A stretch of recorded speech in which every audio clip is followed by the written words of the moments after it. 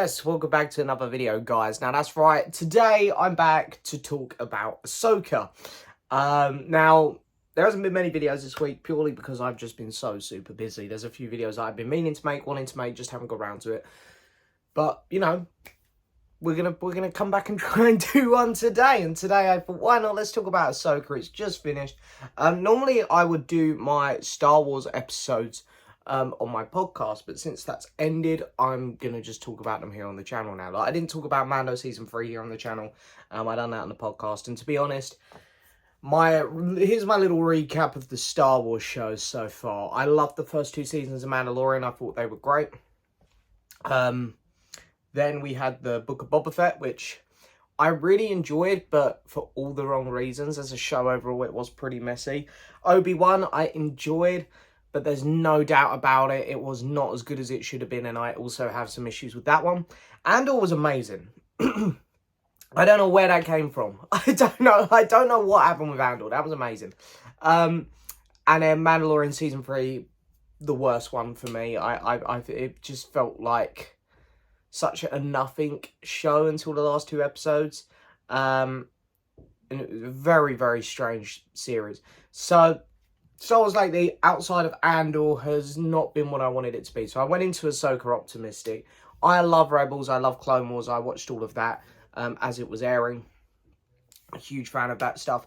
And of course, I got to go to the panel for Ahsoka in London, Star Wars Celebration. I got to see the cast and stuff. And as exciting as all of it was, I was really trying to stay optimistic. I knew they were bringing in characters I love. I've read the Thrawn novels, this guy here. And I've waited so long to see Thrawn come to live action. And I was going into that optimistic.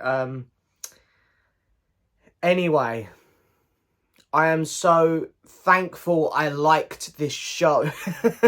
I am so grateful it turned out pretty good. There are still some issues with it. It's not perfect.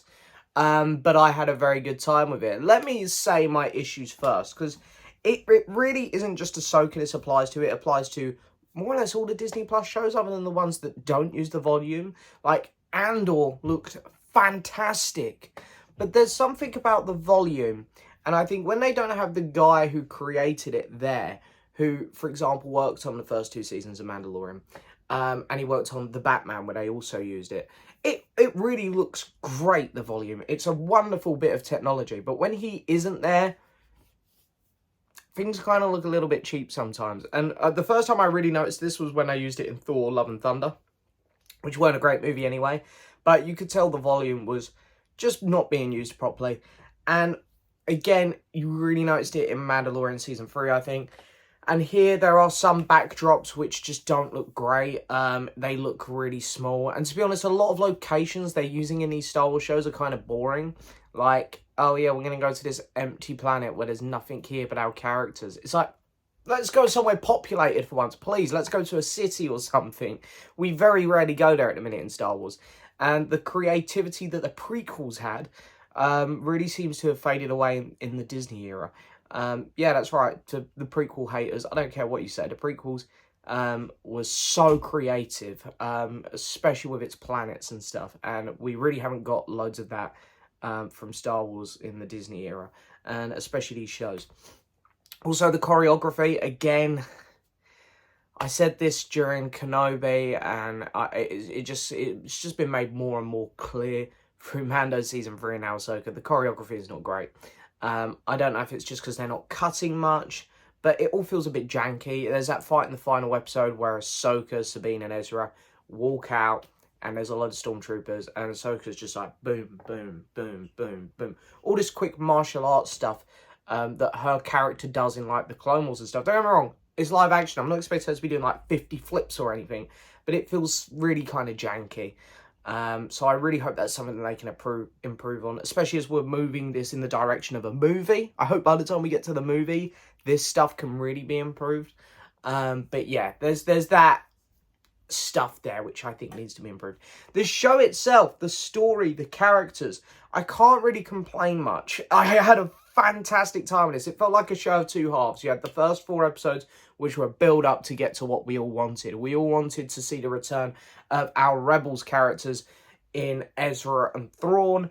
and we knew Anakin was going to be appearing. We all were waiting to see how and what kind of role he'd play in this show. And then the last 4 episodes gave us everything we wanted. And it wasn't really fan servicey stuff, I don't think, other than maybe the Anakin episode. That did feel like fan service in a good way. The Thrawn and Ezra stuff didn't feel like a fan service. It literally just felt like a continuation of Rebels. It felt like Rebels Season 5, which is what I was expecting. So yeah, the first 4 episodes, we were introducing some new characters. Ray Stevenson's character, R.I.P. to him, who played Balon.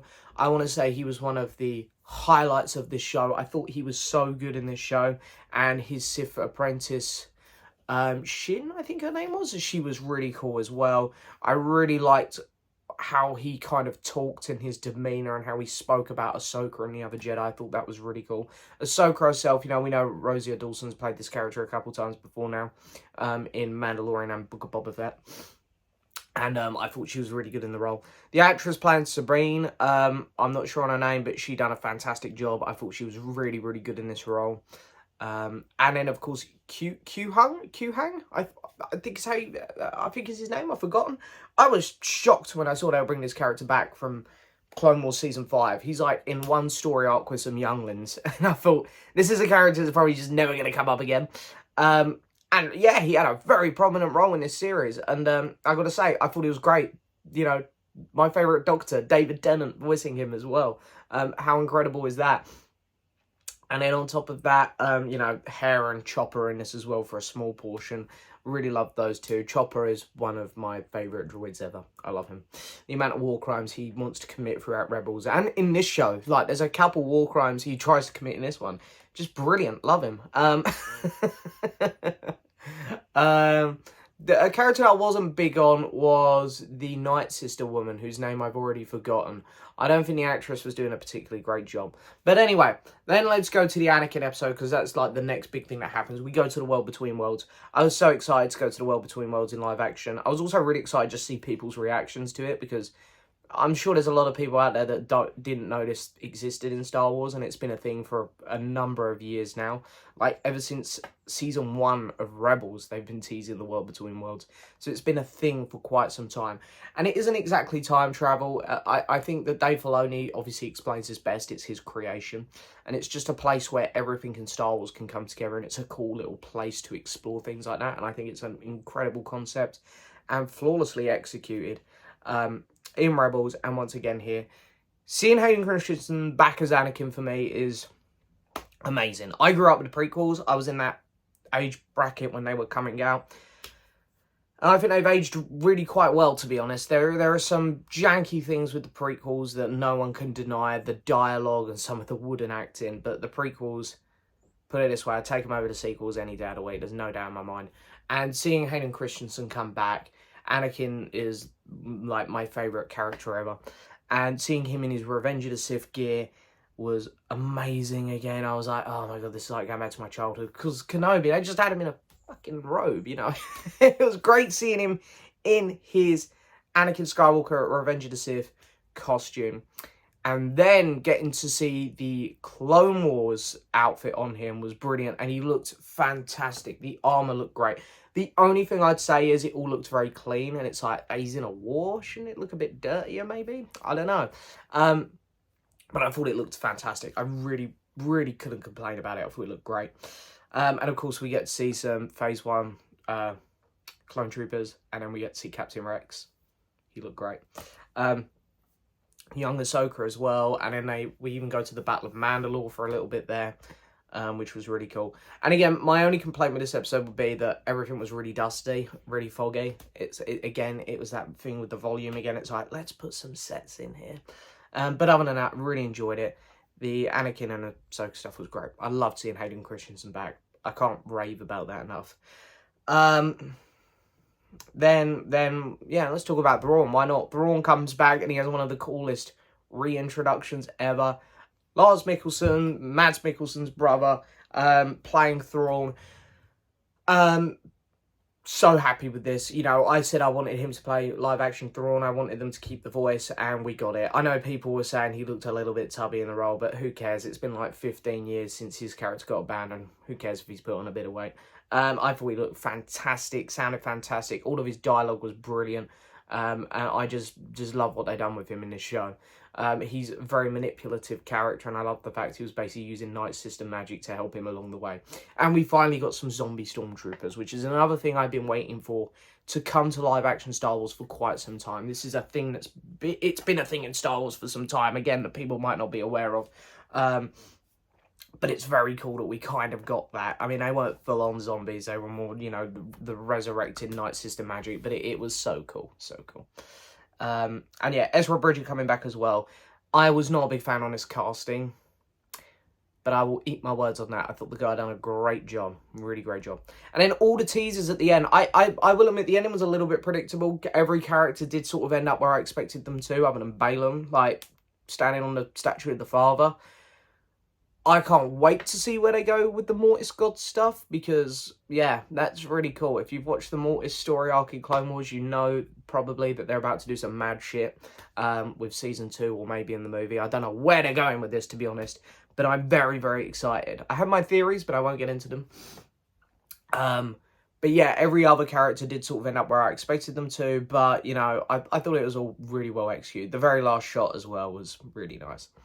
Ahsoka is not only a return to form for Star Wars, other than Andor, as I say, that one just felt like this oddball that was just incredible.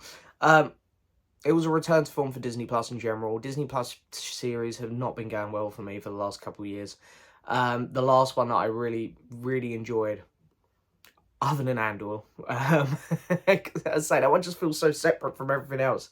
It's probably Mando Season 2 or Moon Knight from Marvel, so yeah, the Disney Plus stuff really hasn't been great for me the last couple of years, but this was a nice return to form for Disney Plus. I had a great time with Ahsoka.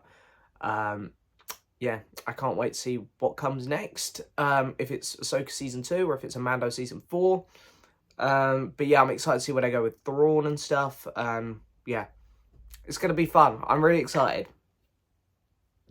Yes, thank you, Star Wars. Thank you. I was going into this one worried, but it turned out pretty good. But yeah, anyway, guys, thank you so much for watching, as always. Don't forget to hit that subscribe button, like the video, leave a message, and as always, I will see you next time for another video. Bye-bye.